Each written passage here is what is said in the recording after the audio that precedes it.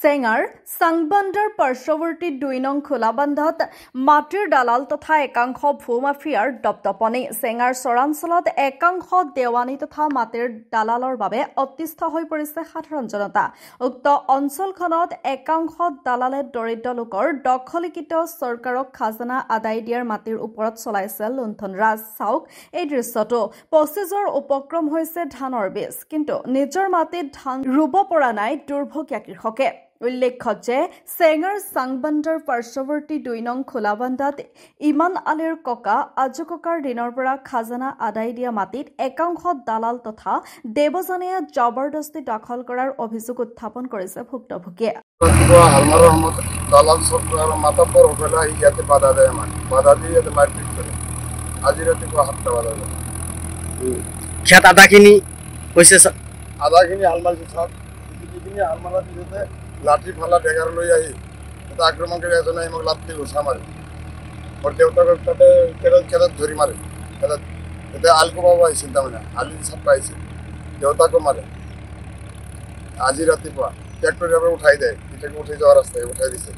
দালাল চক্ৰৰ মাতাব্বৰ হ'বলৈ পইচা লাগে, ৫০,০০০ টকা লাগে, টকা ডনেশ্যন দিলে তেখেতে হাল মাৰিব দিব, নহ'লে নিদিয়ে।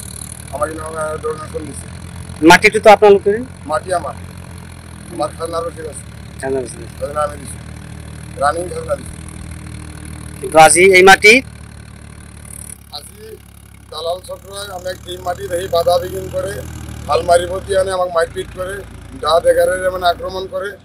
আগতো চাইছে, জ্বালা উঠাইছে, জ্বালা পচি গৈছে, কোনোবাৰে হাল বাগৈ দিয়া নাই। দালাল চক্ৰই এইবিলাক কৰি আছে, টকা পইচা ডনেশ্যন কৰি আছে। তাৰমানে টকা পইচা দিলে হাল মাৰিব দিব, নহ'লে নিদিয়ে। আৰু মতিবুৰ ৰহমান, ৰছিদ আলী, চৈয়দ আলী, একাব্বৰ আলী আদি দেৱানী তথা মাটিৰ দালাল তথা ভূমাফিয়াৰ বিৰুদ্ধে অভিযোগ উত্থাপন কৰিছে ভুক্তভোগী দুৰ্ভগীয়া ইমান আলীৰ পৰিয়ালৰ লোকে। উল্লেখ্য যে ভুক্তভোগী ইমান আলীৰ চৰকাৰক খাজানা আদায় দিয়াৰ মাটিত জোৰ জবৰদস্তি চলাইছে ২ নং খোলাবান্দাৰ একাংশ ভূমাফিয়া তথা মাটিৰ দালালে।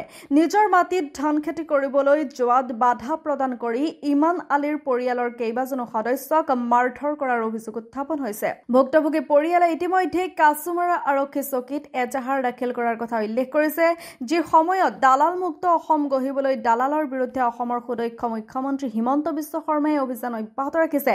আৰু তেনে সময়ত একাংশ দেৱানী তথা মাটিৰ দালাল তথা ভূমাফিয়াই গুণ্ডাৰাজ চলাইছে চেঙা অঞ্চলত।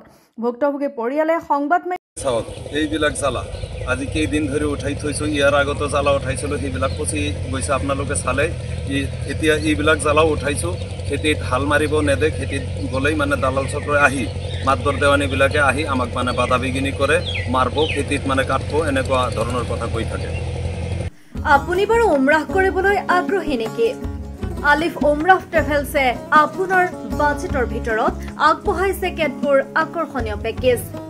আমাৰ পেকেজসমূহ হৈছে ছুপাৰ ছেভাৰ ৮৫,০০০ৰ পৰা ডায়মণ্ড ১,১০,০০০লৈকে। এতিয়া আৰু অপেক্ষা কিহৰ? আজিয়ে 7002343617 নম্বৰত যোগাযোগ কৰক আৰু বুকিং কৰক আপোনাৰ পচন্দৰ পেকেজ। বিশ্বমানৰ সেৱাত অসমৰ ভিতৰত শ্ৰেষ্ঠ আলিফ উমৰাহ ট্ৰেভেলছ।